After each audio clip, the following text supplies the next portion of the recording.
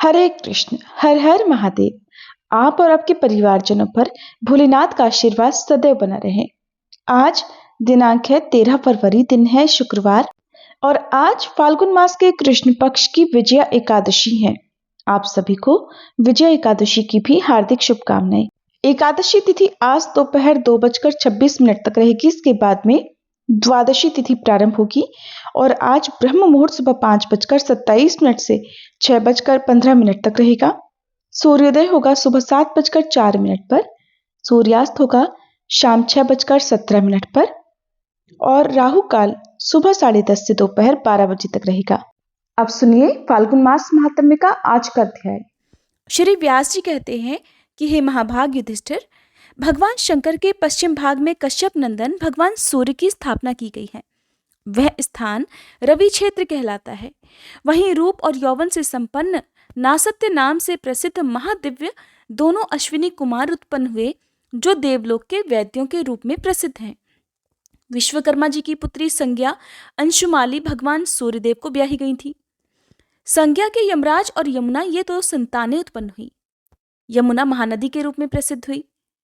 संज्ञा को भगवान सूर्य का तेज सहन नहीं होता था, इसलिए उन्होंने अपनी छाया का ही आह्वान करके छाया से कहा कि तुम मेरी ही तरह भगवान सूर्य की सेवा में सदा उपस्थित रहो। मेरे पुत्रों से और मेरे पतिदेव सूर्यदेव से सदा उत्तम बर्ताव करना। ऐसा कहकर संज्ञा देवी अपने पिता के घर चली गईं। वहां उन्होंने अपने पिता विश्वकर्मा जी का दर्शन किया और विश्वकर्मा जी ने भी बड़े आदर से उन्हें रखा। कुछ समय तक तो वे अपने पिता के घर में ही टिकी रहीं। तब एक दिन उनके धर्म के पिता विश्वकर्मा जी ने अपनी पुत्री से बड़े प्रेम से कहा कि बेटी, यहाँ पर तुम्हारे रहने से धर्म का लोप हो रहा है, क्योंकि अपने बंधु बांधवों के साथ स्त्रियों का अधिक समय तक रहना उनके लिए ठीक नहीं होता। स्त्री अपने पति के घर में रहे तभी उसकी शोभा होती है, इसलिए जाओ और अपने पति के घर सुखपूर्वक रहो। पिता के ऐसा कहने पर संज्ञा ने बहुत अच्छा कहकर उनका आदर किया और फिर वहां से निकलकर उत्तर कुरु को प्रस्थान किया।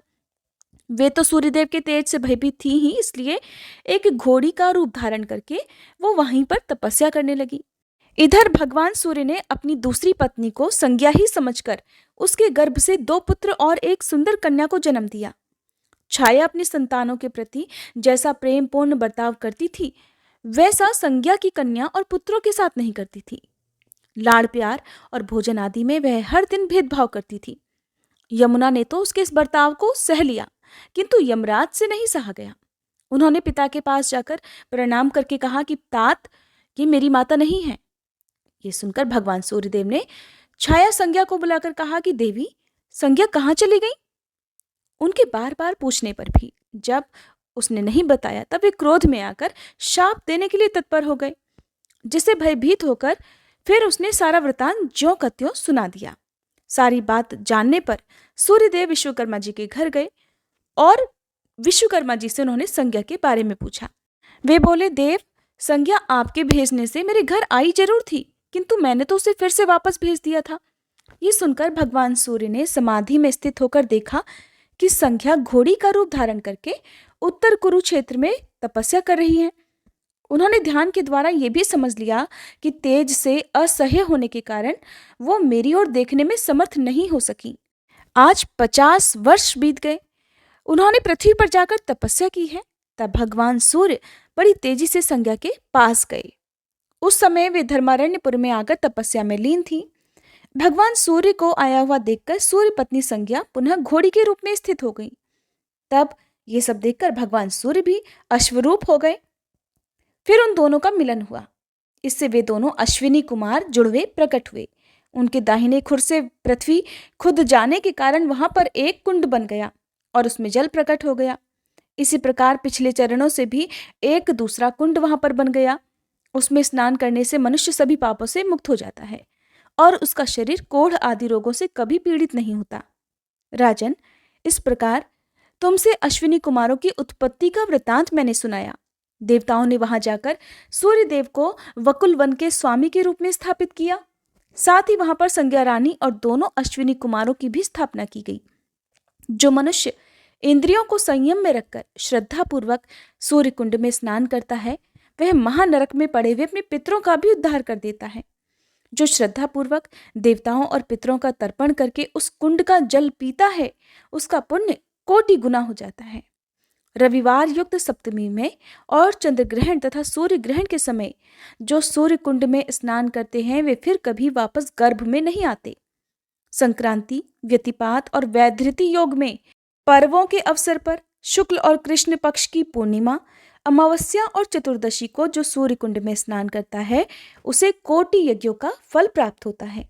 जो मनुष्य एकाग्रचित्त होकर वकुलादित्य का पूजन करता है वह जब तक सूर्य देव तपते हैं तब तक परम धाम में निवास करता है। उसे कभी सांप से भय नहीं होता, भूत और प्रेत आदि की बाधा भी नहीं होती।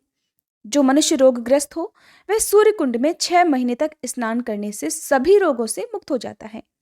हे धर्मराज युधिष्ठिर, जो मनुष्य इस धर्मारण्य क्षेत्र में कन्यादान करता है वह उस विवाह यज्ञ से पवित्र होकर ब्रह्मलोक में भी पूजित होता है। इस क्षेत्र में गोदान, शय्यादान, मूंगा, घोड़ा, दासी, भैंस, तिल और सोने का दान करना चाहिए। रविवार युक्त सप्तमी तिथि में जो वकुलादित्य का स्मरण करता है उसे ज्वर आदि रोगों, शत्रुओं तथा व्याधियों से भय नहीं मिलता। युधिष्ठिर जी ने पूछा, मुने, वह भगवान सूर्य का वकुलार्क अथवा वकुलादित्य नाम कैसे पड़ा? तब व्यास जी कहने लगे, हे राजन, जब संज्ञा रानी ने भगवान सूर्य की प्राप्ति और उनके तेज की शांति के लिए एकचित्त होकर वकुल नामक वृक्ष के नीचे तपस्या की, उस समय उस वृक्ष के नीचे आकर भगवान सूर्य बहुत शांत हो गए। तभी रानी ने 2 परम मनोहर दिव्य रूपधारी पुत्र उत्पन्न किए। इसी से भगवान सूर्य का नाम वकुलार्क पड़ गया। जो वहां स्नान करता है उसे कोई व्याधि, कोई रोग पीड़ा नहीं देता और वह धर्म, अर्थ तथा काम को प्राप्त करता है। वहां 6 महीने में मनुष्य को सिद्धि प्राप्त हो जाती है और अंत में फिर वह मोक्ष को प्राप्त कर लेता है। व्यास जी कहते हैं, हे धर्मराज, अब एक अन्य वृतांत भी सुनाता हूं, सुनो। धर्मारण्यपुर से उत्तर दिशा में देवराज इंद्र ने भगवान शंकर को प्रसन्न करने के लिए 300 वर्षों तक बड़ी कठिन तपस्या की। वृत्तासुर के वध से जो पाप लगा था उसे दूर करने के लिए ही इंद्र जितेंद्रिय और एकाग्रचित्त होकर भगवान शंकर की आराधना में लीन थे।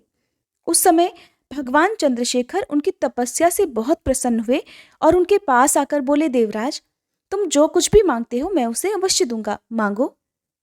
देवराज इंद्र कहने लगे, हे देवेश्वर, हे कृपा सिंधु महेश्वर, अगर आप मुझ पर प्रसन्न हैं तो वृत्रासुर के मरने से जो पाप मुझे लगा है कृपया उसका नाश कर दीजिए।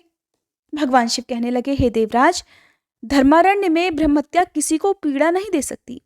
गोहत्या, द्विज हत्या, बाल हत्या और स्त्री हत्या भी मेरे, ब्रह्मा जी के, भगवान विष्णु के तथा यमराज के वचन से यहाँ कभी प्रवेश नहीं करती। इसलिए तुम इस तीर्थ में प्रवेश करके स्नान करो।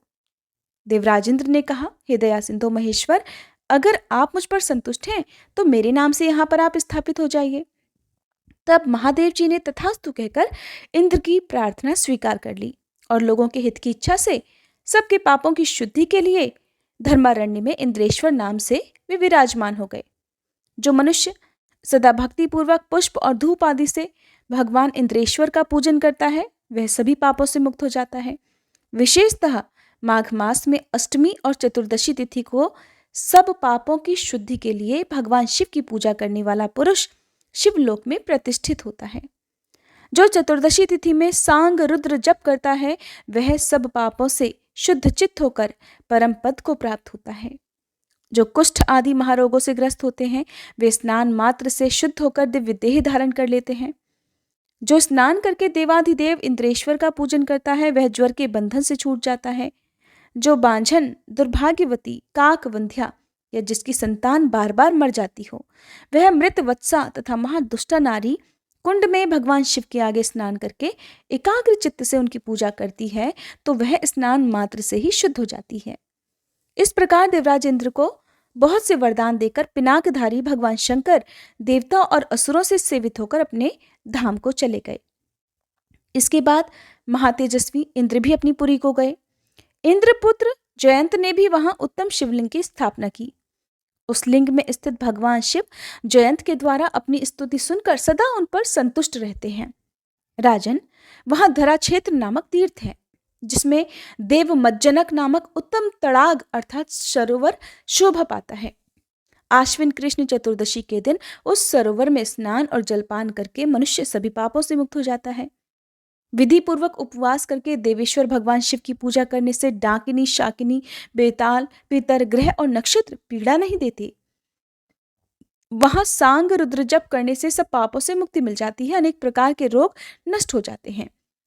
त्रेता युग की बात है, हे धर्मराज, लोहासुर नामक एक मदोन्मत्त राक्षस ब्राह्मण का वेश धारण करके सदा धर्मारण्य क्षेत्र में आता और वहां के धर्मज्ञ ब्राह्मणों को बहुत सताया करता था। वह उस क्षेत्र के शूद्रों और वैश्यों को डंडों से पीटता था, यज्ञों को विध्वंस कर डालता और होम की सामग्री को खा जाता था। वहां की वेदी और बावली आदि को देखकर वह मोहवश उन सब को अपवित्र कर दिया करता था। उस स्थान में जो जो भी पुण्य भूमि थी उसे लोहासुर ने मलमूत्र आदि डालकर गंदा कर दिया। उसके डर से भयभीत होकर सभी ब्राह्मण अपने परिवार सहित सब दिशाओं में भाग गए। वैश्य भी भयभीत होकर ब्राह्मणों के ही पीछे चले गए।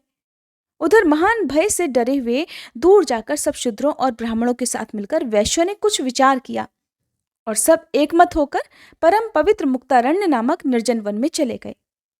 वहां थोड़ी ही दूरी पर उन्होंने निवास बनाया और उस गांव को वज्र नाम से बसा दिया। वह गांव संसार में शंभु ग्राम के नाम से विख्यात हुआ। जिसके बाद भय से भागे हुए कुछ वैश्यों ने थोड़ी दूर जाकर मंडल नाम से एक गांव बसाया। कुछ वैश्य ब्राह्मणों के यूथ से अलग होकर किसी दूसरे मार्ग में जा पहुंचे और धर्मारण्य से थोड़ी ही दूर जाकर इस चिंता में पड़ गए कि हम लोग ये कहाँ आ गए।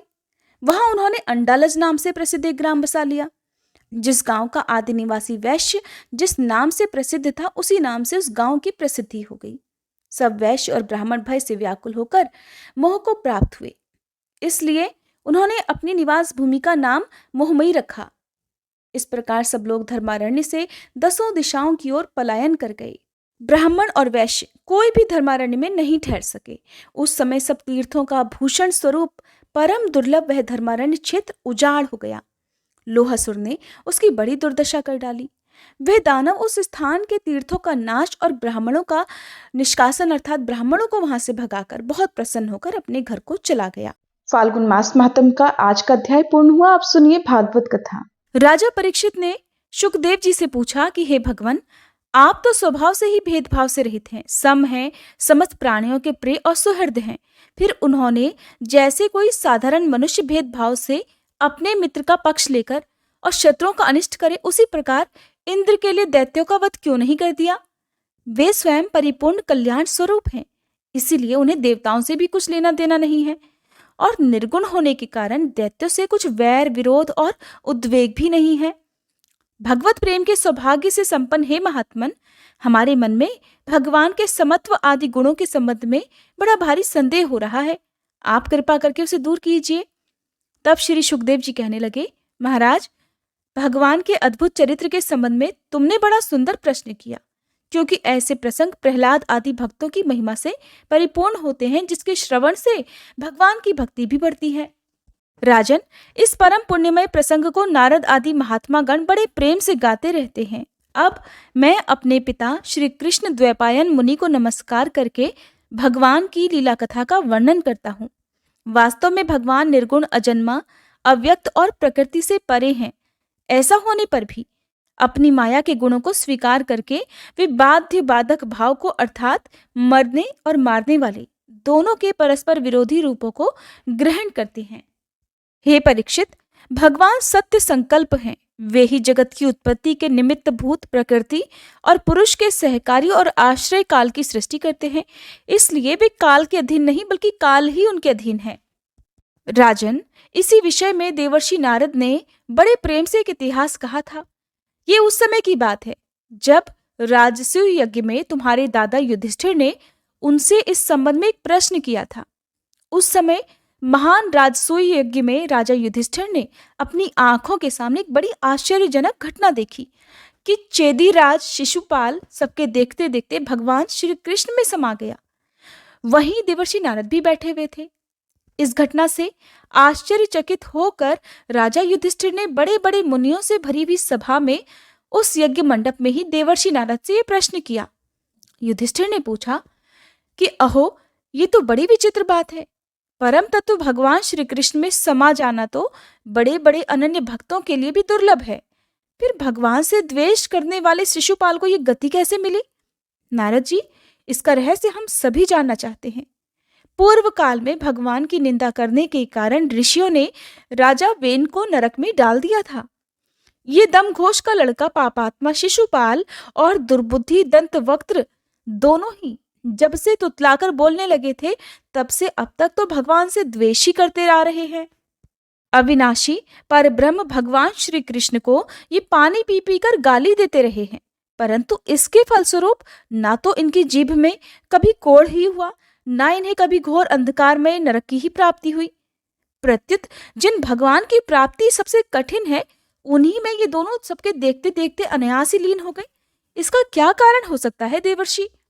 हवा के झोंके से लड़खड़ाती हुई दीपक की लौ के समान मेरी बुद्धि इस विषय में बहुत आगा पीछा कर रही है। मैं बहुत सोच विचार कर रहा हूँ और आप तो सब कुछ जानते हैं, इसलिए इस अद्भुत घटना का रहस्य भी समझाइए। श्री सुखदेव जी कहते हैं, सर्वसमर्थ देवर्षि नारद राजा के ये प्रश्न सुनकर बहुत प्रसन्न हुए। उन्होंने युधिष्ठिर को संबोधित करके भरी सभा में सबके सामने ये कथा कही। देवर्षि नारद ने कहा, युधिष्ठिर, निंदा, स्तुति, सत्कार और तिरस्कार इस शरीर के ही तो होते हैं। इस शरीर की कल्पना प्रकृति और पुरुष का ठीक ठीक विवेक न होने के कारण ही हुई है। जब इस शरीर को ही अपना आत्मा मान लिया जाता है, तब ये मैं हूं और ये मेरा है ऐसा भाव बन जाता है, और यही सारे भेदभाव का मूल है। इसी के कारण ताड़ना और दुर्वचनों से पीड़ा होती है। जिस शरीर में अभिमान हो जाता है कि ये मैं हूं, उस शरीर के वध से प्राणियों को अपना वध जान पड़ता है। अगर वे किसी को दंड देते भी हैं तो वो उनके कल्याण के लिए ही देते हैं, कभी भी क्रोध में या द्वेषवश नहीं देते। तब भगवान के संबंध में हिंसा की कल्पना की तो बात ही कैसे की जा सकती है? इसलिए चाहे सुदृढ़ बैर भाव से या बैरहीन भक्ति भाव से, भय से, स्नेह से या कामना से कैसी भी हो, भगवान में अपना मन पूरी तरह से लगा देना चाहिए। एक नहीं अनेकों मनुष्य काम से, द्वेष से, भय से और स्नेह से अपने मन को भगवान में लगाकर और अपने सारे पाप धोकर उसी प्रकार भगवान को प्राप्त हुए हैं जैसे भक्त भक्ति से हो जाते हैं। महाराज, गोपियों ने भगवान से मिलन के तीव्र काम अर्थात प्रेम से, कंस ने भय से, शिशुपाल, दंतवक्त्र आदि राजाओं ने द्वेष से, यदुवंशियों ने परिवार के संबंध से, तुम लोगों ने स्नेह से और हम लोगों ने भक्ति से अपने मन को भगवान में लगाया है। भक्तों के अलावा जो 5 प्रकार के भगवान का चिंतन करने वाले हैं, उनमें से राजा वेन की तो किसी में भी गणना नहीं होती, क्योंकि उसने किसी भी प्रकार से भगवान में मन नहीं लगाया था। सारांश यही कि चाहे जैसे भी हो, अपना मन भगवान श्री कृष्ण में लीन कर लेना चाहिए।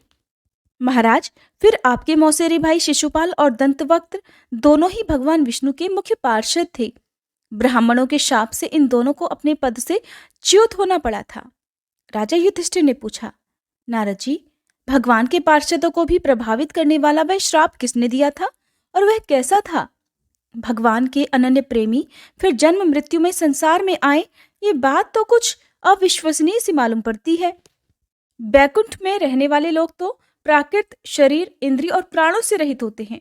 उनका ये प्राकृत शरीर से संबंध किस प्रकार हुआ, ये बात आप अवश्य ही सुनाइए। तब नारद जी ने कहा, एक दिन ब्रह्मा जी के मानस पुत्र सनकादि ऋषि तीनों लोकों में स्वच्छंद विचरण करते हुए बैकुंठ में जा पहुंचे। वैसे तो वे सबसे प्राचीन हैं, परंतु जान पड़ते हैं जैसे कि मानो सिर्फ 5 या 6 बरस के ही बालक हों। वस्त्र भी नहीं पहनते। उन्हें साधारण बालक समझकर द्वारपालों ने उनको अंदर जाने से रोक दिया। इस पर वे क्रोधित से हो गए। उन्होंने द्वारपालों को ये श्राप दे डाला कि मूर्खो, भगवान विष्णु के चरण तो रजोगुण और तमोगुण से रहित हैं। तुम दोनों इनके समीप निवास करने योग्य नहीं हो, इसलिए शीघ्र ही तुम यहाँ से पापमयी असुर योनि में जाओ। उनके इस प्रकार श्राप देते ही जब ये बैकुंठ से नीचे गिरने लगे, तब उन कृपालु महात्माओं ने कहा कि अच्छा, 3 जन्मों में इस शाप को भोगकर तुम लोग फिर इसी बैकुंठ में आ जाना। हे युधिष्ठिर, वे ही दोनों दिति के पुत्र हुए। उनमें बड़े का नाम हिरण्यकशिपु था और उससे छोटे का हिरण्याक्ष। दैत्यों और दानवों के समाज में यही दोनों सबसे श्रेष्ठ माने जाते थे। विष्णु भगवान ने नरसिंह का रूप धारण करके हिरण्यकशिपु को और पृथ्वी का उद्धार करने के समय वराह अवतार ग्रहण करके हिरण्याक्ष को मारा। हिरण्यकशिपु ने अपने पुत्र प्रहलाद को भक्त प्रेमी होने के कारण मार डालने का प्रयास करना चाहा और इसके लिए उसने बहुत सारी यातनाएं भी उन्हें दी। परंतु प्रहलाद सर्वात्मा भगवान के परम प्रिय हो चुके थे, समदर्शी हो चुके थे। उनके हृदय में अटल शांति थी और भगवान के प्रभाव से वे सुरक्षित थे। इसीलिए तरह तरह के प्रयास करने के बाद भी हिरण्यकशिपु उनको मार डालने में समर्थ नहीं हो पाया। युधिष्ठिर, वे ही दोनों विश्रवा मुनि के द्वारा केशिनी अर्थात कैकसी के गर्भ से राक्षसों के रूप में पैदा हुए। उनका नाम था रावण और कुंभकर्ण। उनके उत्पातों से सभी लोकों में आग सी लग गई थी। उस समय भी भगवान ने उन्हें श्राप से छुड़ाने के लिए राम रूप से उनका वध किया। हे युधिष्ठिर, मार्कंडेय मुनि के मुख से आप भगवान श्री राम का चरित्र सुनोगे। वे ही दोनों जय विजय इस जन्म में तुम्हारी मौसी के लड़के शिशुपाल और दंतवक्त्र के रूप में क्षत्रिय कुल में उत्पन्न हुए। भगवान श्री कृष्ण के चक्र का स्पर्श प्राप्त हो जाने से उनके सारे पाप नष्ट हो गए और वे सनकादि के श्राप से मुक्त हो गए। वैर भाव के कारण निरंतर ही वे भगवान श्री कृष्ण का चिंतन किया करते थे। उसी तीव्र तन्मयता के फलस्वरूप वे भगवान को प्राप्त हो गए और पुनः उनके पार्षद होकर उन्हीं के समीप चले गए।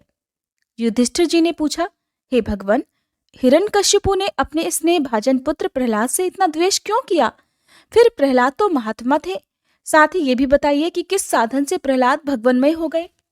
तब नारद जी ने कहा, हे युधिष्ठिर, जब भगवान ने वराह अवतार धारण करके हिरण्याक्ष को मार डाला, तब भाई के इस प्रकार मारे जाने पर हिरण्यकशिपु रोष से जल भुन गया और शोक से संतप्त हो उठा। वह क्रोध से कांपता हुआ अपने दांतों से बार बार अपने होठ चबाने लगा। क्रोध से दहकती हुई आंखों की आग के धुएं से धूमिल हुए आकाश की ओर देखता हुआ वह कहने लगा। उस समय विकराल दाढ़ों, आग उगलने वाली उग्र दृष्टि और चढ़ी हुई भौहों के कारण उसका मुख देखा नहीं जाता था।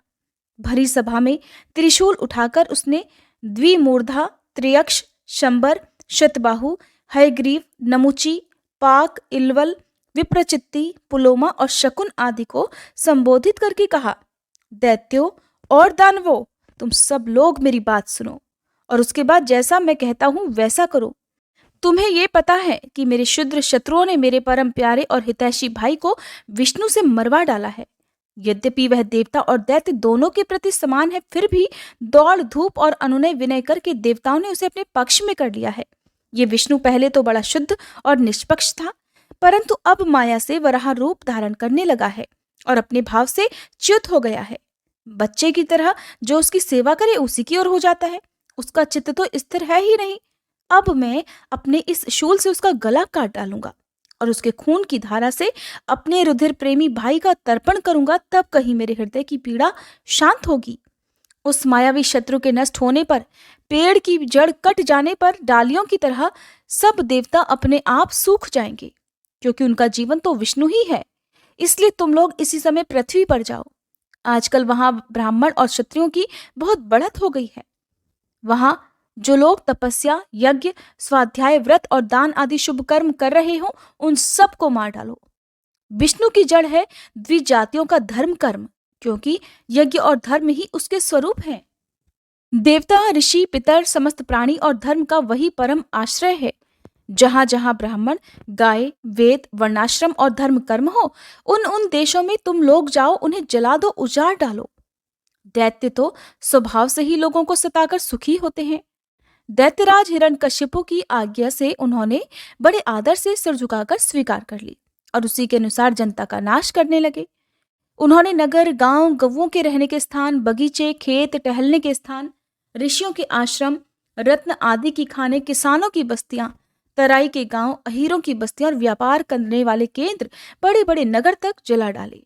कुछ दैत्यों ने खोदने के शस्त्रों से बड़े बड़े पुल, परकोटे और नगर के फाटकों को तोड़ फोड़ डाला। दूसरों ने कुल्हाड़ियों से फले फूले हरे भरे पेड़ों को काट डाला।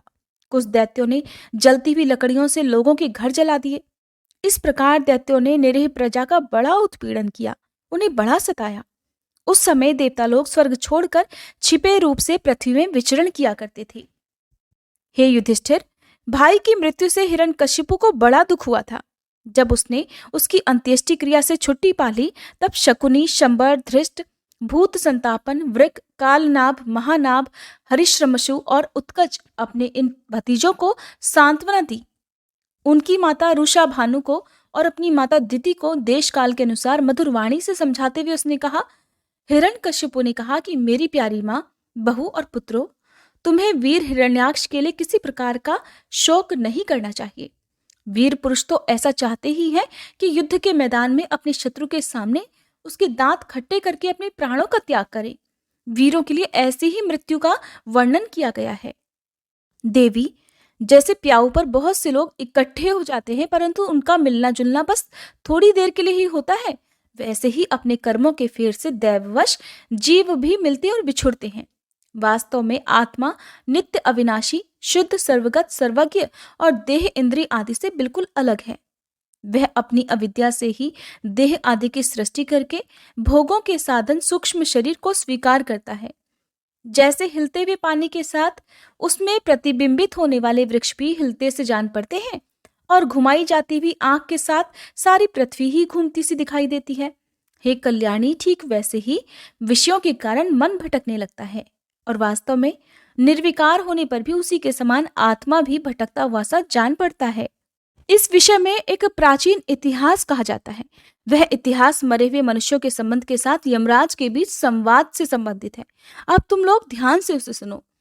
उशीनर देश में एक बड़ा यशस्वी राजा था। उसका नाम था सुयज्ञ। लड़ाई में शत्रुओं ने उसे मार डाला। उस समय उसके भाई बंधु उसे घेर कर बैठ गए। उसका जड़ाऊ कवच छिन्न भिन्न हो गया था। गहने और मालाएं तहस नहस हो गई थी। बाणों की मार से कलेजा फट गया था। शरीर खून से लथपथ था। बाल बिखर गए थे। आंखें धस गई थी। क्रोध के मारे दांतों से उसके होठ दबे हुए थे। कमल के समान मुख धूल से ढक गया था। युद्ध में उसके शस्त्र और बाहें कट गई थी। रानियों को दैववश अपने पतिदेव उशीनर नरेश की ये दशा देखकर बड़ा दुख हुआ।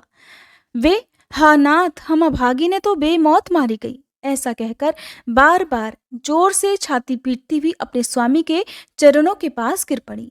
वे जोर जोर से इतना रोने लगी कि उनके कुछ कुमकुम से मिलकर बहते हुए लाल लाल आंसुओं ने प्रीतम के पाद पद्म पखार दिए। उनके बाल और गहने इधर उधर बिखर गए। वे बड़ी जोर जोर से विलाप कर रही थी, जिसे सुनकर मनुष्यों के हृदय में शोक का संचार हो जाता था। हाय, विधाता बड़ा क्रूर है। स्वामिन, उसी ने आज आपको हमारी आंखों से ओझल कर दिया। पहले तो आप समस्त देशवासियों के जीवन दाता थे, आज उसी ने आपको ऐसा बना दिया कि आप हमारा शोक बढ़ा रहे हैं। पतिदेव, आप हमसे बड़ा प्रेम करते थे, हमारी थोड़ी सी भी सेवा को बहुत बड़ा मानते थे। हाय, अब आपके बिना हम कैसे रह सकेंगी? हम आपके चरणों की चेरी हैं। वीरवर, आप जहां जा रहे हैं वहीं चलने की हमें भी आज्ञा दीजिए। अपने पति की लाश को पकड़कर इस प्रकार विलाप करती रही। उस मुर्दे को वहां से दाह के लिए ले जाने देने की इच्छा भी उनकी नहीं हो रही थी। इतने में ही सूर्यास्त हो गया। उस समय उशीनर राजा के संबंधियों ने जो विलाप किया था उसे सुनकर वहां स्वयं यमराज बालक के वेश में आए और उन्होंने उन लोगों से कहा। यमराज बोले, बड़े आश्चर्य की बात है, ये लोग तो मुझसे सयाने हैं, बराबर लोगों का मरना जीना देखते हैं, फिर भी इतने मूर्ख हो रहे हैं। अरे, ये मनुष्य जहां से आया था वहीं चला गया। इन लोगों को भी एक ना एक दिन वहीं जाना है। फिर झूठ मूठ ये लोग इतना शोक क्यों करते हैं? हम तो तुमसे लाख गुने अच्छे हैं, परम धन्य हैं, क्योंकि हमारे माँ बाप ने हमें छोड़ दिया है। हमारे शरीर में पर्याप्त बल भी नहीं है, फिर भी हमें कोई चिंता नहीं है। भेड़िए आदि हिंसक जंतु हमारा बाल भी बांका नहीं कर पाते। जिसने गर्भ में रक्षा की थी वही इस जीवन में भी हमारी रक्षा करता रहता है।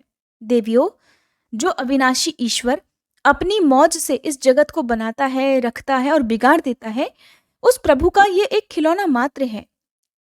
वह इस चराचर जगत को दंड या पुरस्कार देने में समर्थ है। भाग्य अनुकूल हो तो रास्ते में गिरी हुई वस्तु भी ज्यों की त्यों पड़ी रहती है, परंतु यदि भाग्य विपरीत हो, प्रतिकूल होने पर घर के अंदर तिजोरी में रखी हुई वस्तु भी खो जाती है और जीव बिना किसी सहारे के दैव की दया दृष्टि से जंगल में भी बहुत दिनों तक जीवित रह सकता है। परंतु दैव के विपरीत होने पर घर में सुरक्षित रहने पर भी वो मर जाता है।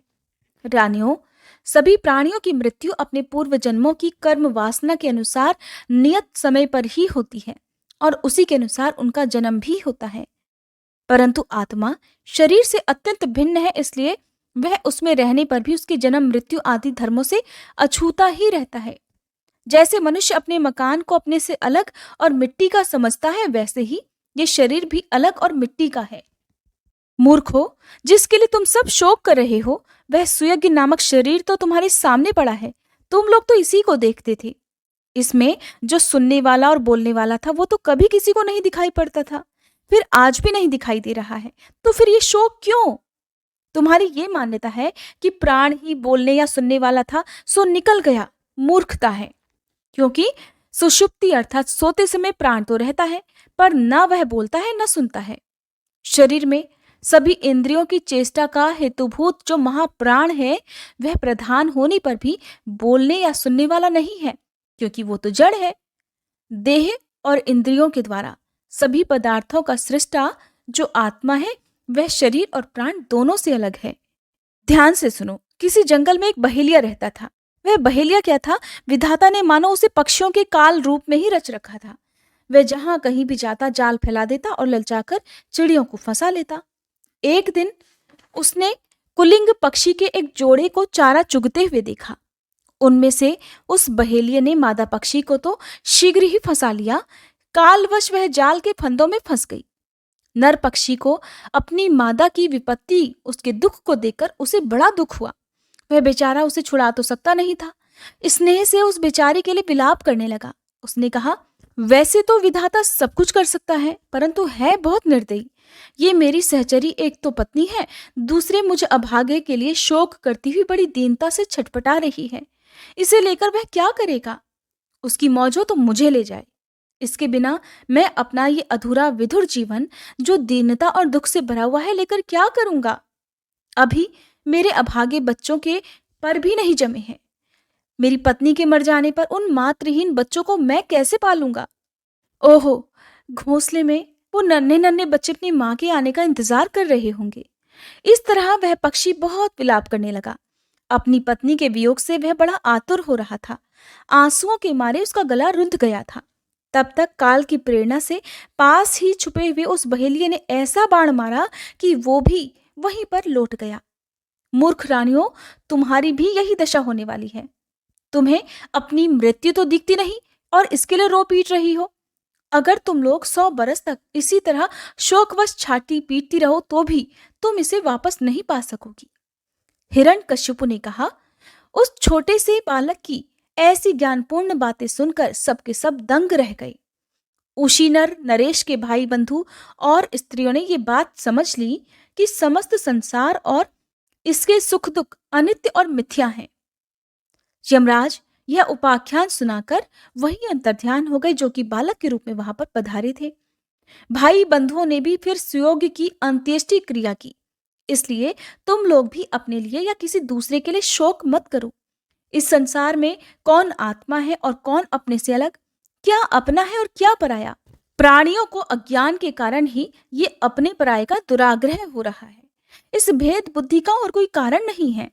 नारद जी ने कहा, हे युधिष्ठिर, अपनी पुत्र वधु के साथ फिर दिति ने हिरण्यकश्यपु की ये बात सुनकर उसी क्षण पुत्र शोक का त्याग कर दिया और अपना मन परम तत्व स्वरूप परमात्मा में लीन कर दिया। नारद जी कहते हैं, हे युधिष्ठिर, अब हिरण्यकश्यपु ने ये विचार किया कि मैं अजय, अजर, अमर और संसार का एक छत्र सम्राट बन जाऊं, जिससे कोई भी मेरे सामने खड़ा तक ना हो सके। इसके लिए वह मंदराचल की एक घाटी में जाकर बड़ी कठिन तपस्या करने लगा। अब देखिए वह किस प्रकार तपस्या कर रहा है। वहां वह हाथ उठाकर ऊपर की ओर, आकाश की ओर देखता हुआ पैर के अंगूठे के बल पर पृथ्वी पर खड़ा हो गया। उसकी जटाएं ऐसी चमक रही थी जैसे प्रलय काल के सूर्य की किरणें चमकती हैं। जब वह इसी प्रकार तपस्या में लीन हो गया, तब सभी देवता लोग अपने अपने स्थानों और पदों पर पुनः प्रतिष्ठित हो गए। बहुत दिनों तक तपस्या करने के बाद उसकी तपस्या की अग्नि धुएं के साथ सिर से निकलने लगी। वह चारों ओर फैल गई। ऊपर नीचे अगल बगल के लोगों को वह अग्नि जलाने लगी। उसकी लपट से नदी और समुद्र खौलने लगे। द्वीप और पर्वतों के सहित पृथ्वी डोलने लगी। ग्रह और तारे टूट टूट कर गिरने लगे और दसों दिशाओं में मानो आग लग गई हो। तो हिरण्यकशिपु की ये बड़ी कठिन तपस्या थी, जिसका प्रभाव सभी तरफ फैलने लगा। हिरण्यकशिपु की उस तपोमयी आग की लपटों से स्वयं स्वर्गलोक के देवता भी जलने लगे। वे घबराकर स्वर्ग से ब्रह्मलोक में गए और ब्रह्मा जी से प्रार्थना करने लगे कि हे देवताओं के भी आराध्य देव जगतपति ब्रह्मा जी, हम लोग हिरण्यकशिपु की तपस्या की ज्वाला से जल रहे हैं। अब हम स्वर्ग में नहीं रह सकते। हे अनंत, हे सर्वाध्यक्ष, अगर आप उचित समझें तो अपनी सेवा करने वाली जनता का नाश होने के पहले ही यह अग्नि, यह ज्वाला शांत कर दीजिए। भगवान, आप तो सब कुछ जानते ही हैं, फिर भी हम अपनी ओर से आपसे यह प्रार्थना कर रहे हैं कि किस अभिप्राय से यह घोर तपस्या कर रहा है। सुनिए ब्रह्मा जी, उसका विचार है कि जैसे ब्रह्मा जी अपनी तपस्या और योग के प्रभाव से इस चराचर जगत की सृष्टि करके सभी लोकों से ऊपर सत्यलोक में विराजते हैं, वैसे ही मैं भी अपनी उग्र तपस्या और योग के प्रभाव से वही पद और स्थान प्राप्त कर लूंगा। क्योंकि समय तो असीम है और आत्मा नित्य है। एक जन्म में नहीं, अनेक जन्मों में, एक युग में नहीं सही, अनेकों युगों में अपनी तपस्या की शक्ति से मैं पाप पुण्य आदि के नियमों को पलटकर इस संसार में ऐसा उलटफेर कर दूंगा जैसा पहले कभी नहीं हुआ था। वैष्णवादी पदों में रखा ही क्या है, क्योंकि कल्प के अंत में उन्हें भी काल के गाल में जाना ही पड़ता है। और हमने सुना है श्री ब्रह्मा जी कि ऐसा हट करके ही वह हिरण्यकशिपु बड़ी घोर तपस्या में जुटा हुआ है। वह तो आपका भी स्थान प्राप्त करना चाहता है और आप तीनों लोकों के स्वामी हैं, इसलिए अब आप जो भी उचित समझे वही कीजिए। हे ब्रह्मा जी, आपका यह सर्वश्रेष्ठ परमेष्ठी पद ब्राह्मण और गौओं की वृद्धि, कल्याण, कुशल और विजय के लिए है। और अगर यही हिरण्यकशिपु के हाथ में चला गया तब तो सज्जनों पर संकटों का पहाड़ टूट पड़ेगा। हे युधिष्ठिर, जब देवताओं ने भगवान ब्रह्मा जी से इस प्रकार प्रार्थना की निवेदन किया, तब वे भृगु और प्रजापति दक्ष आदियों के साथ हिरण्यकशिपु के आश्रम में चले गए। वहां जाने पर पहले तो वे उसे देख ही नहीं सके। क्यों नहीं देख सके अब ये भी जानिए। क्योंकि दीमक की मिट्टी, घास और बांसों से उसका शरीर ढक गया था। इतने वर्षों से वो कठिन तपस्या जो कर रहा था। चींटियां उसकी मैदा, त्वचा, मांस और खून तक चाट गई थी।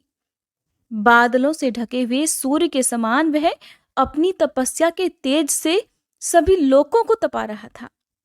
उसके इस शरीर को, इस हालत को देखकर स्वयं ब्रह्मा जी भी विस्मित हो गए। फिर उन्होंने हंसते हुए कहा, बेटा हिरण्यकशिपु, उठो उठो, तुम्हारा कल्याण हो। हे कश्यप नंदन, अब तुम्हारी तपस्या सफल हो गई, सिद्ध हो गई, और मैं तुम्हें वर देने के लिए ही यहाँ आया हूं। तुम्हारी जो इच्छा हो बेखटके मांग लो। मैंने तुम्हारे हृदय का अद्भुत बल देखा। अरे, डांसों ने तुम्हारी देह खा ली है, फिर भी तुम्हारे प्राण हड्डियों के सहारे टिके हुए हैं। ऐसी कठिन तपस्या ना तो पहले कभी किसी ऋषि ने की थी और ना आगे ही कोई करेगा। भला ऐसा कौन है जो देवताओं के 100 वर्षों तक बिना पानी के जीता रहे? बेटा हिरण्यकशिपु, तुम्हारा ये काम तो बड़े बड़े धीर पुरुष भी बड़ी कठिनाई से कर सकते हैं। तुमने इस तपोनिष्ठा से मुझे अपने वश में कर लिया है। दैत्य शिरोमणि, इसी से प्रसन्न होकर मैं तुम्हें जो कुछ भी मांगोगे वो आज जरूर दूंगा। तुम हो मरने वाले और मैं हूं अमर, इसलिए तुम्हें मेरा यह दर्शन निष्फल नहीं हो सकता। नारद जी कहते हैं, युधिष्ठिर, ऐसा कहकर ब्रह्मा जी ने उसके चींटियों से खाए हुए शरीर पर अपने कमंडल का दिव्य और अमोघ प्रभावशाली जल छिड़क दिया। फिर तो जैसे लकड़ी के ढेर में से आग जल उठती है, वैसे ही वह जल छिड़कते ही बांस और दीमकों की मिट्टी के बीच से हिरण्यकशिपु उठ खड़ा हुआ। उस समय दिव्य जल के प्रभाव से उसका शरीर सभी अवयवों से पूर्ण और बलवान हो गया था। उसकी इंद्रियों में शक्ति आ गई थी और मन सचेत हो गया था। सारे अंग वज्र के समान कठोर और तपाए हुए सोने की तरह चमकीले हो गए थे। अब वह नवयुवक होकर उठ खड़ा हुआ। उसने देखा कि आकाश में हंस पर चढ़े हुए ब्रह्मा जी खड़े हुए हैं। उन्हें देखकर उसे बड़ा आनंद हुआ। फिर उसने अपना सिर पृथ्वी पर रखकर उनको प्रणाम किया। फिर अंजलि बांधकर बड़े विनम्र भाव से खड़ा हुआ और बड़े प्रेम से अपने निर्निमेष नयनों से उन्हें देखता हुआ गदगद वाणी से उनकी स्तुति करने लगा। उस समय प्रेम से उसकी आंखों में आनंद के आंसू उमड़ रहे थे और सारा शरीर पुलकित हो रहा था। हिरण्यकशिपु ने हाथ जोड़कर श्री ब्रह्मा जी से कहा, कल्प के अंत में यह सारी सृष्टि काल के द्वारा प्रेरित तमोगुण से घने अंधकार से ढक गई थी। उस समय स्वयं प्रकाश स्वरूप आपने अपने तेज से पुनः इसे प्रकट किया। हे ब्रह्मा जी, आप ही अपने त्रिगुणमय रूप से इसकी रचना, रक्षा और संहार करते हैं। हे प्रभु, कार्य, कारण, चल और अचल ऐसी कोई भी वस्तु नहीं है जो आपसे भिन्न हो। समस्त विद्या और कलाएं तो आपके शरीर हैं। यह व्यक्त ब्रह्मांड आपका स्थूल शरीर है। इससे आप इंद्रिय, प्राण और मन के विषयों का उपभोग करते हैं, किंतु उस समय भी आप अपने परम ऐश्वर्यमय स्वरूप में ही स्थित रहते हैं। चेतन और अचेतन दोनों ही आपकी शक्तियां हैं। हे भगवान, मैं आपको नमस्कार करता हूँ। हे प्रभु, आप तो समस्त वरदाताओं में श्रेष्ठ हैं। अगर आप मुझे अभीष्ट वर देना ही चाहते हैं तो मुझे ऐसा वर दीजिए कि आपके बनाए हुए किसी भी प्राणी से, चाहे वह मनुष्य हो या पशु, प्राणी हो या अप्राणी, देवता हो या दैत्य या फिर नाग आदि, किसी से भी मेरी मृत्यु ना हो। भीतर बाहर, दिन में रात में, आपके बनाए प्राणियों के अलावा और भी किसी जीव से, अस्त्र शस्त्र से, पृथ्वी या आकाश में कहीं भी मेरी मृत्यु ना हो और युद्ध में कोई मेरा सामना ना कर सके। मैं समस्त प्राणियों का एक छत्र सम्राट हो जाऊं। इंद्र आदि समस्त लोकपालों में जैसी आपकी महिमा है वैसी ही मेरी भी हो जाए। तपस्वियों और योगियों को जो अक्षय ऐश्वर्य प्राप्त है वही मुझे भी दीजिए। नारद जी कहते हैं, हे युधिष्ठिर, अब हिरण्यकशिपु ने ब्रह्मा जी से इस प्रकार के अत्यंत दुर्लभ वर मांगे, तब उन्होंने उसकी तपस्या से प्रसन्न होने के कारण उसे वो वरदान दे दिए। ब्रह्मा जी ने कहा, बेटा, तुम जो भी वर मुझसे मांग रहे हो वो तो जीवों के लिए बहुत ही दुर्लभ है, परंतु दुर्लभ होने पर भी मैं तुम्हें वे सब वर देता हूं। नारद जी कहते हैं, ब्रह्मा जी के वरदान तो कभी झूठे नहीं होते, वो समर्थ और भगवत रूप ही हैं। वरदान मिल जाने के बाद फिर हिरण्यकशिपु ने उनकी पूजा की। फिर प्रजापतियों से अपनी स्तुति सुनते हुए वे अपने लोक को चले गए। ब्रह्मा जी से वर प्राप्त करने पर इधर हिरण्यकशिपु का शरीर सोने के समान कांतिमान और हष्टपुष्ट हो गया। फिर वे अपने भाई की मृत्यु को याद करके भगवान से ही द्वेष करने लगा। उस महादैत्य ने समस्त दिशाओं, तीनों लोकों और देवता, असुर, नरपति, गंधर्व, गरुण, सर्प, सिद्ध, चारण, विद्याधर, ऋषि, पितरों के अधिपति, मनु, यक्ष, राक्षस, पिशाच राज, प्रेत, भूतपति और समस्त प्राणियों के राजाओं को जीतकर अपने वश में कर लिया। यहाँ तक कि उस विश्व विजयी दैत्य ने लोकपालों की शक्ति और स्थान भी छीन लिए। अब वह नंदन वन आदि दिव्य उद्यानों के सौंदर्य से युक्त स्वर्ग में ही रहने लगा। स्वयं विश्वकर्मा जी का बनाया हुआ इंद्र का भवन ही उसका निवास स्थान था। उस भवन में तीनों लोकों का सौंदर्य मूर्तिमान होकर निवास करता था। सभी प्रकार की संपत्तियों से वह संपन्न था। उस महल में मूंगे की सीढ़ियां, पन्ने की गचें, स्फटिक मणि की दीवारें, वैदूर्य मणि के खंभे और माणिक्य की कुर्सियां थीं। रंग बिरंगे चंदोवे और दूध के फेन के समान शैयाएं अर्थात बिस्तर थे, जिन पर मोतियों की झालरें लगी हुई थी। सब कुछ शोभायमान हो रहा था। सर्वांग सुंदरी अप्सराएं अपने नुपुरों से अर्थात अपनी पायलों से रुनझुन आवाज करती हुई रत्नमय भूमि पर इधर उधर टहला करती थीं। अब देवराज इंद्र के उस महल में महाबली और महामनस्वी हिरण्यकशिपु सभी लोकों को जीतकर सबका एक छत्र सम्राट बनकर बड़ी आजादी से, बड़ी स्वतंत्रता से विहार करने लगा। उसका शासन इतना कठोर था कि उससे भयभीत होकर देव दानव उसके चरणों की वंदना करते रहते थे। युधिष्ठिर, वह उत्कट गंध वाली मदिरा पीकर मतवाला रहा करता था। उसकी आंखें लाल लाल और चढ़ी हुई रहती थी। उस समय तपस्या, योग, शारीरिक और मानसिक बल का वह भंडार था। ब्रह्मा, विष्णु और महादेव के सिवा और सभी देवता अपने हाथों में भेंट ले लेकर उसकी सेवा में लगे रहते। जब वह अपने पुरुषार्थ से इंद्रासन पर बैठ गया तब युधिष्ठिर, विश्वावसु, तुम्बुरु और हम सभी लोग उसके सामने गुणगान किया करते थे। गंधर्व, सिद्ध, ऋषिगण, विद्याधर और अप्सराएं बार बार उसकी स्तुति किया करती थी। युधिष्ठिर वह इतना तेजस्वी था कि वर्णाश्रम धर्म का पालन करने वाले पुरुष जो कि बड़ी बड़ी दक्षिणा वाले यज्ञ किया करते, उनके यज्ञों की आहुति वह स्वयं छीन लेता था। पृथ्वी के सातों द्वीपों में उसका अखंड राज्य हो गया था। सभी जगह बिना ही जोते बोए धरती से अन्न पैदा हुआ करता और वह जो कुछ चाहता अंतरिक्ष से उसे मिल जाता और उसे आकाश से तरह तरह की आश्चर्यजनक वस्तुएं दिखा दिखाकर उसका मनोरंजन करता। इसी प्रकार खारे पानी, सुरा, घी, दही, दूध और मीठे पानी के समुद्र भी अपनी पत्नी नदियों के साथ तरंगों के द्वारा उसके पास रत्न राशि पहुंचाया करते थे। पर्वत अपनी घाटियों के रूप में उसके लिए खेलने का स्थान जुटाते और वृक्ष सभी ऋतुओं में फलते फूलते और वह अकेला ही सभी लोकपालों के विभिन्न गुणों को धारण करता था। परंतु हे युधिष्ठिर, इतने विषयों से भी उसकी तृप्ति नहीं हो सकी, क्योंकि अंततः वह इंद्रियों का दास तो था ही। इस रूप में भी वह भगवान का वही पार्षद है जिसे सनकादिकों ने श्राप दिया था और वह ऐश्वर्य के मद से मतवाला हो रहा था, घमंड में चूर होकर शास्त्रों की मर्यादा का उल्लंघन कर रहा था। देखते देखते उसके जीवन का बहुत सा समय बीत गया। उसके कठिन और कठोर शासन से सभी लोक और लोकपाल घबरा गए। जब उन्हें कहीं और किसी का सहारा ना मिला, तब उन्होंने अंत में भगवान की शरण ली।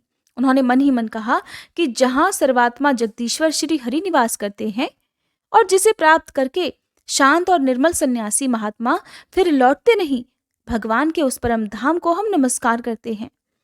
इसी भाव से अपनी इंद्रियों का संयम और मन को समाहित करते उन लोगों ने खाना पीना और सोना छोड़ दिया। निर्मल हृदय से भगवान की उन्होंने आराधना प्रारंभ कर दी। फिर एक दिन उन्हें मेघ के समान गंभीर आकाशवाणी सुनाई पड़ी। उसकी ध्वनि से दिशाएं गूंज उठी। साधुओं को अभय देने वाली वह वाणी इस प्रकार थी कि श्रेष्ठ देवताओं, डरो मत, तुम सभी लोगों का कल्याण हो। मेरे दर्शन से प्राणियों को परम कल्याण की प्राप्ति हो जाती है। इस नीच दैत्य की दुष्टता का तो मुझे पहले से ही पता था। मैं इसको मिटा दूंगा। अभी कुछ दिनों तक समय की प्रतीक्षा करो। कोई भी प्राणी जब देवता, वेद, गाय, ब्राह्मण, साधु, धर्म और मुझसे द्वेष करने लगता है, तब शीघ्र ही उसका विनाश हो जाता है। जब यह अपने वैरहीन, शांत और महात्मा पुत्र प्रहलाद से द्रोह करेगा, उसका अनिष्ट करना चाहेगा, तब वरदान के कारण शक्ति संपन्न होने पर भी मैं इसे अवश्य ही मार डालूंगा। नारद जी कहते हैं, सबके हृदय में ज्ञान का संचार करने वाले भगवान ने जब देवताओं को यह आदेश दिया, तब वे सभी उन्हें प्रणाम करके लौट आए। उनका सारा उद्वेग, सारा दुख मिट गया और उन्हें ऐसा लगने लगा कि अब हिरण्यकश्यपु मर ही गया हो। हे युधिष्ठिर, दैत्यराज हिरण्यकश्यपु के बड़े ही विलक्षण 4 पुत्र थे। उनमें प्रहलाद यों तो सबसे छोटे थे, लेकिन गुणों में सबसे बड़े थे। वे बड़े संत सेवी थे, ब्राह्मण भक्त, सौम्य स्वभाव, सत्यप्रतिज्ञ और जितेंद्रिय थे और वे सभी प्राणियों को अपने ही समान समझते थे। उन सब से एक जैसा व्यवहार किया करते थे, सबके प्रिय और सच्चे हितैषी थे। बड़े लोगों के चरणों में सेवक की तरह झुककर प्रणाम करते थे। गरीबों पर पिता के समान स्नेह रखते थे। अपनी बराबरी वालों से भाइयों के समान प्रेम करते और गुरुजनों में भगवत भाव रखा करते थे। विद्या, धन, सौंदर्य और कुलीनता से संपन्न होने पर भी घमंड और हेकड़ी तो उन्हें छू तक नहीं गया था। बड़े बड़े दुखों में भी वो बिल्कुल भी घबराते नहीं थे। लोक परलोक के विषयों को उन्होंने देखा सुना तो बहुत था, परंतु वे उन्हें निस्सार और असत्य समझते थे। इसलिए उनके मन में किसी भी वस्तु की कोई भी लालसा, कोई लालच, कोई मोह नहीं था। इंद्रिय, प्राण, शरीर और मन उनके वश में थे। उनके मन में कभी भी किसी प्रकार की कामना नहीं उठती थी। जन्म से असुर होने पर भी उनमें आसुरी संपत्ति का लेश मात्र भी नहीं था। कोई भी आसुरी शक्ति उनके अंदर नहीं थी। जैसे भगवान के गुण अनंत हैं, ठीक वैसे ही प्रहलाद के श्रेष्ठ गुणों की भी कोई सीमा नहीं है। महात्मा लोग सदा से उनका वर्णन करते और उन्हें अपनाते आए हैं, फिर भी वे आज ज्यों के त्यों ही बने हुए हैं। हे युधिष्ठिर, वैसे तो देवता उनके शत्रु हैं, फिर भी भक्तों का चरित्र सुनने के लिए जब लोगों की सभा होती है, तब वे दूसरे भक्तों को प्रहलाद के समान कहकर उनका सम्मान करते हैं। फिर आप जैसे अजात शत्रु भगवत भक्त उनका आदर करेंगे, इसमें तो संदेह ही क्या है। उनकी महिमा का वर्णन करने के लिए अगणित गुणों के कहने सुनने की आवश्यकता भी नहीं। केवल एक ही गुण भगवान श्री कृष्ण के चरणों में स्वाभाविक जन्मजात प्रेम और उनकी महिमा को प्रकट करने के लिए पर्याप्त है। हे युधिष्ठिर, प्रहलाद तो बचपन में ही खेलकूद छोड़कर भगवान के ध्यान में जड़वत लीन हो जाया करते थे। भगवान श्री कृष्ण की भक्ति उन्हें इस प्रकार खींच लेती थी कि फिर उन्हें संसार की कोई सुध बुध ही नहीं रहती। उन्हें ऐसा लगता कि मानो भगवान मुझे अपनी गोद में लेकर आलिंगन कर रहे हों। इसलिए उन्हें सोते बैठते, खाते पीते, चलते फिरते और बातचीत करते समय भी इन बातों का बिल्कुल ध्यान नहीं रहता। कभी कभी भगवान तो मुझे छोड़कर चले गए, इस भावना में ही उनका हृदय इतना डूब जाता कि वे जोर जोर से रोने लगते। कभी मन ही मन उन्हें अपने सामने पाकर बड़ी खुशी से ठठाकर हंसने लगते, और कभी कभी तो उनके ध्यान के मधुर आनंद का अनुभव करके जोर जोर से गाने लगते, और कभी वे बड़े उत्सुक होकर बेसुरा चिल्ला पड़ते, और कभी कभी तो लोक लज्जा का त्याग करके प्रेम में लीन होकर नाचने भी लगते, घंटों घंटों नाचा करते। और कभी कभी उनकी लीलाओं के चिंतन में इतने लीन हो जाया करते, इतने मगन हो जाया करते कि फिर तो उन्हें अपनी याद भी नहीं रहती और वे बस उन्हीं लीलाओं का अनुकरण करते रहते। कभी कभी भीतर ही भीतर भगवान का कोमल स्पर्श अनुभव करके बड़े आनंद में मगन हो जाते और चुपचाप शांत होकर घंटों बैठे रहते। उस समय उनका रोम रोम पुलकित हो उठता, आधे खुले हुए आंखें अविचल प्रेम और आनंद के आंसुओं से भरी रहती। भगवान श्री कृष्ण के चरण कमलों की यह भक्ति अकिंचन भगवत प्रेमी महात्माओं के संग से ही प्राप्त होती है। इसके द्वारा वे स्वयं तो परमानंद में मगन रहते ही थे। जिन बेचारों का मन कुसंग के कारण अत्यंत दीनहीन हो रहा था, उन्हें भी वो बार बार शांत किया करते। हे युधिष्ठिर, प्रहलाद भगवान के परम प्रेमी भक्त, परम भाग्यवान और ऊंची कोटि के महात्मा थे। हिरण्यकशिपु ऐसे साधु पुरुष को भी अपराधी बताकर उनका अनिष्ट करने की चेष्टा करने लगा। युधिष्ठिर ने पूछा, हे देवर्षि, आपका व्रत अखंड है। अब हम आपसे ये जानना चाहते हैं कि हिरण्यकशिपु ने पिता होकर भी ऐसे शुद्ध हृदय महात्मा पुत्र से द्रोह क्यों किया? पिता तो स्वभाव से ही अपने पुत्रों से प्रेम करते हैं। अगर पुत्र कोई उल्टा काम करता है तो भी वे उसे शिक्षा देने के लिए ही डांटते हैं, शत्रु की तरह वैर विरोध तो कभी नहीं करते। फिर प्रहलाद जी जैसे अनुकूल, शुद्ध हृदय और गुरुजनों में भगवत भाव करने वाले पुत्रों से भला कोई द्वेष कर ही कैसे सकता है? नारद जी, आप तो सब कुछ जानते हैं। हमें ये जानकर बड़ा कौतूहल हो रहा है कि पिता ने द्वेष के कारण अपने पुत्र को ही मरवा डालना चाहा। आप कृपा करके मेरा यह कौतूहल शांत कीजिए। तब देवर्षि नारद जी ने धर्मराज युधिष्ठिर को जो कुछ भी बताया उसका वर्णन आप अगले अध्याय में सुनेंगे। अब सुनिए सीता नित्यनेम की कहानी। इस कहानी को सीता माता कहती थी और प्रभु श्री राम सुना करते थे। एक दिन श्री राम भगवान को किसी काम के लिए बाहर जाना पड़ा, तो सीता माता कहने लगी कि भगवान, मेरा तो 12 वर्ष का नित्यनेम है, अब आप बाहर जाएंगे तो मैं अपनी कहानी किसे सुनाऊंगी?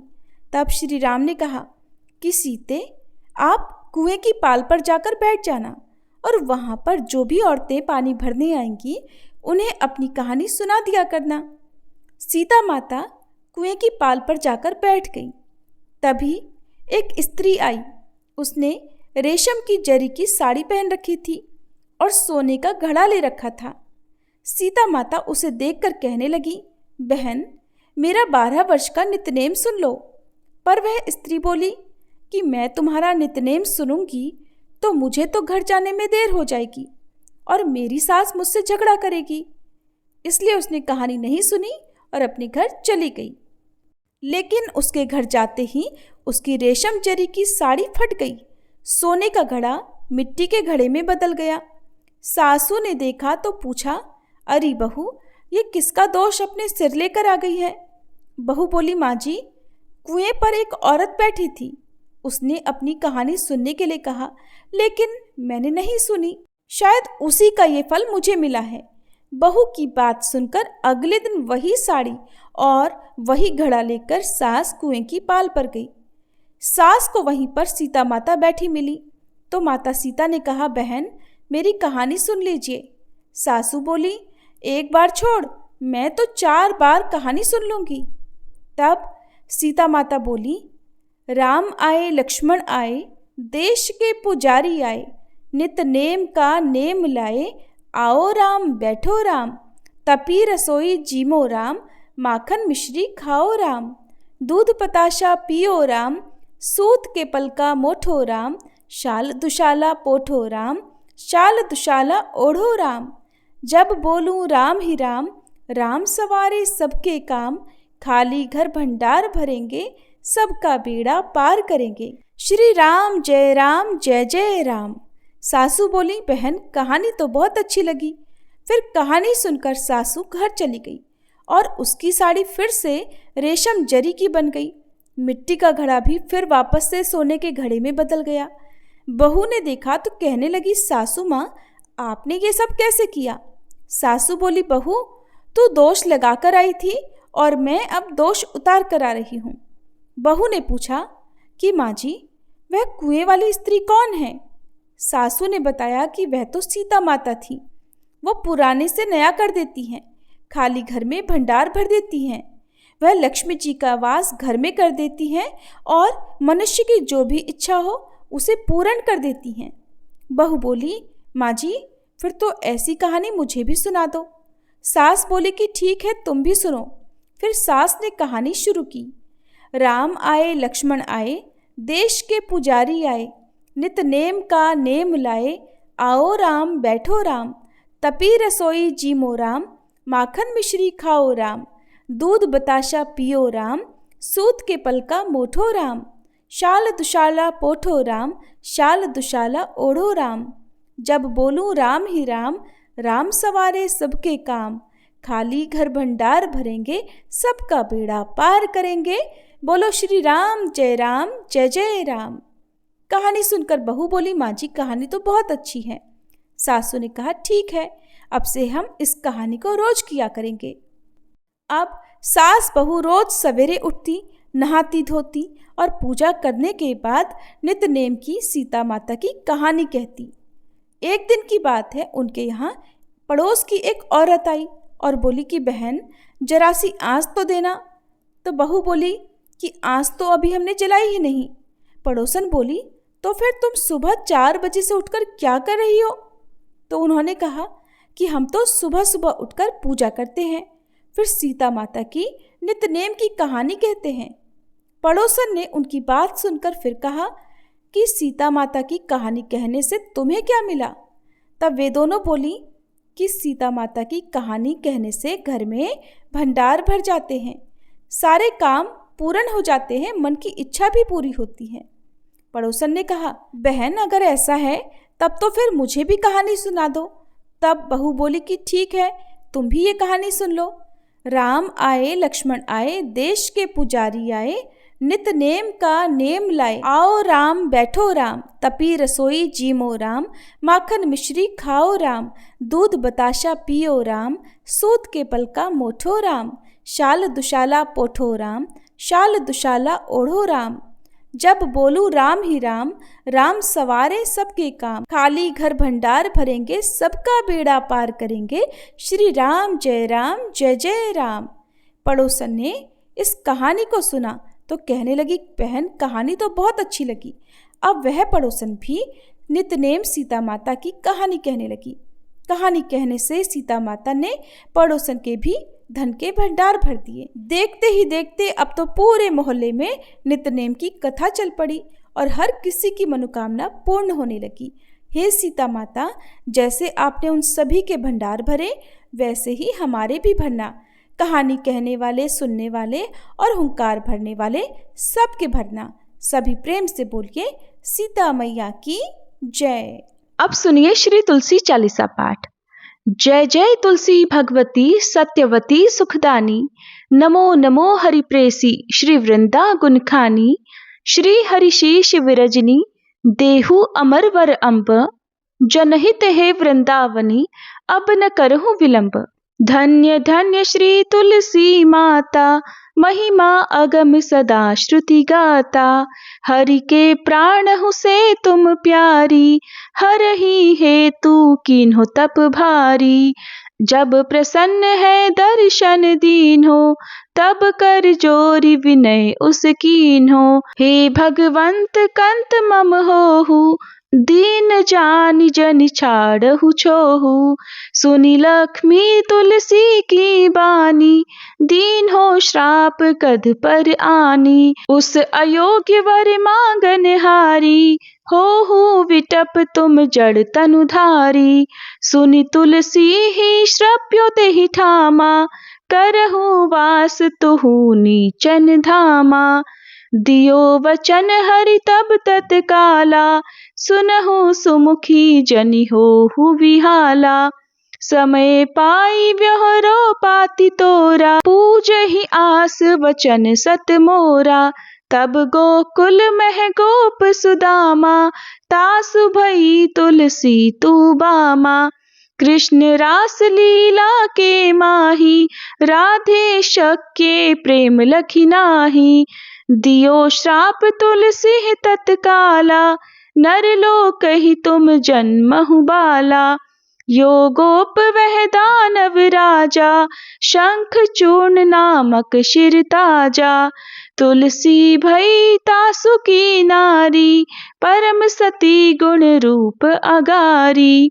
अस द्वै कल्प बीत जब गयऊ, कल्प तृतीय जन्म तब भयऊ। वृंदा नाम भयो तुलसी को, असुर जलंधर नाम पति को। कर अति द्वंद अतुल बल धामा, कीन्हा शंकर से संग्रामा। जब निज सैन्य सहित शिव हारे, मरहि न तब हर हर ही पुकारे। पतिव्रता वृंदा थी नारी, को न सके पति संहारी। तब जलंधर ही वेश बनाई, वृंदा ढिग हरि पहुँच्यो जाई। शिव हित लही करि कपट प्रसंगा, कियो सतित्व धर्म तो ही भंगा। भयो जलंधर कर संगहारा, सुनी उर शोक अपारा। तिहि क्षण दियो कपट हरि टारी, लखि वृंदा दुख गिरा उचारी। जलंधर जस हत्यो अभीता, सोई रावण तस हरहि सीता। अस प्रस्तर सम हृदय तुम्हारा, धर्म खंडी मम पति ही संहारा। यही कारण लहि श्राप हमारा, होवे तनु पाषाण तुम्हारा। सुनि हरि तुरत ही वचन उचारे, दियो श्राप बिना विचारे। लख्यो ना निज करतूत पति को, छलन चाहियो जब पार्वती को। जड़मति तुहु अस हो जड़ रूपा, जग में तुलसी विटप अनूपा। धाग्य रूप हम शाली ग्रामा, नदी गंड की बीच ललामा। जो तुलसी दल हम ही चढ़ई है, सब सुख भोगी परम पद पई है। बिन तुलसी हरि जलत शरीरा, अतिशय उठत शीश उर पीरा। जो तुलसी दल हरि शीर धारत, सो सहस्त्र घट अमृत डारत। तुलसी हरि मन रंजनिहारी, रोग दोष दुख भंजनिहारी। प्रेम सहित हरि भजन निरंतर, तुलसी राधा में नाही अंतर। व्यंजन हो 56 प्रकारा, बिन तुलसी दल ना हरि ही प्यारा। सकल तीरथ तुलसी तरु छाही, लहत मुक्ति जन संशय नाही। कवि सुंदर इक हरि गुण गावत, तुलसी निकट सहस गुण पावत। बसत निकट दुर्वासा धामा, जो प्रयास ते पूर्व ललामा। पाठ करहि जो नित नर नारी, होहि सुख भाषहि त्रिपुरारी। तुलसी चालीसा पढ़ही, तुलसी तरु ग्रह धारी। दीप दान करि पुत्र फल पावही पंथ्यु नारी। सकल दुख दरिद्र हरि हार है परम प्रसन्न। आशे धन जन लड़ही ग्रह बसही पूर्णा अत्र। लाही अभिमत फल जगत मह लाही पूर्ण सब काम। जेई दल अर्पही तुलसी तह सहस बसही हरि राम। तुलसी महिमा नाम लख तुलसी सुत सुख राम। मानस 40 रच्यो जग मह तुलसीदास। तुलसी महारानी की जय। श्री हरि विष्णु भगवान की जय। ओम जय जगदीश हरे स्वामी जय जगदीश हरे। भक्त जनों के संकट दास जनों के संकट क्षण में दूर करे। ओम जय जगदीश हरे। जो ध्यावे फल पावे दुख बिन से मन का। स्वामी दुख बिन से मन का। सुख संपत्ति घर आवे सुख संपत्ति घर आवे। कष्ट मिटे तन का। ओम जय जगदीश हरे। मात पिता तुम मेरे शरण गहूँ मैं किसकी। स्वामी शरण गहूँ मैं किसकी। तुम बिन और न दूजा तुम बिन और न दूजा। आस करूँ मैं जिसकी। ओम जय जगदीश हरे। तुम पूर्ण परमात्मा तुम अंतर्यामी। स्वामी तुम अंतर्यामी। पार ब्रह्म परमेश्वर पार ब्रह्म परमेश्वर तुम सबके स्वामी। ओम जय जगदीश हरे। तुम करुणा के सागर तुम पालन करता। स्वामी तुम पालन करता। मैं मूरख खल कामी मैं मूरख फल कामी। कृपा करो भरता। ओम जय जगदीश हरे। तुम हो एक अगोचर सबके प्राणपति। स्वामी सबके प्राणपति। किस विधि मिलूं दयामय किस विधि मिलूं दयामय। तुमको मैं कुमति। ओम जय जगदीश हरे। दीन बंधु दुख हरता ठाकुर तुम मेरे। स्वामी रक्षक तुम मेरे। अपने हाथ उठाओ अपने शरण लगाओ। द्वार पड़ा तेरे। ओम जय जगदीश हरे। विषय विकार मिटाओ पाप हरो देवा। स्वामी पाप हरो देवा। श्रद्धा भक्ति बढ़ाओ श्रद्धा भक्ति बढ़ाओ। संतन की सेवा। ओम जय जगदीश हरे। ओम जय जगदीश हरे। स्वामी जय जगदीश हरे। भक्त जनों के संकट दास जनों के संकट क्षण में दूर करे। ओम जय जगदीश हरे।